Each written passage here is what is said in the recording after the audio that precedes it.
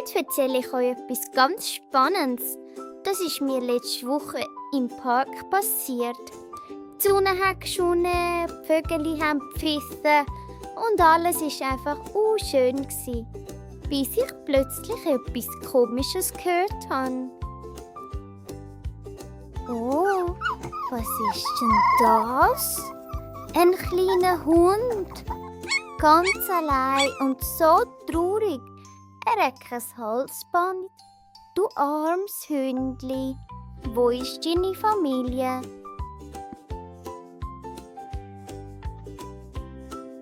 Wart, ich probiere ihm helfen. Hallo, kleiner Hund. Wie heißt du denn? Komm her, setz dich. Der macht ja gar nichts. Vielleicht versteht er mich ja gar nicht.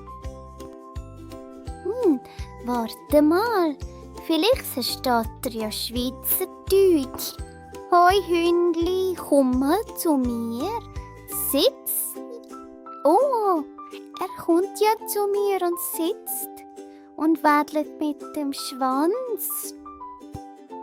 Komm Hündli, wir suchen dein Zuhause. Wo ist echt dein Herrli? Gang du voraus und ich lauf dir nach. Oh, schau, da ist ja jemand. Das ist ein älterer Mann mit einer Leine in der Hand. Der sieht aber traurig aus. Hündi, schau, ich glaube, der ruft nach dir. Das war ein Abenteuer. Ich habe mir überlegt, wenn ich einen Hund hätte, wie soll ich den nennen? Bello, Charlie oder Luna? So, jetzt gehe ich auch heim. Tschüss, meine Freunde. Das ist schon meine Freunde. Folgt mir für mehr und drückt Daumen nach oben. Bis bald.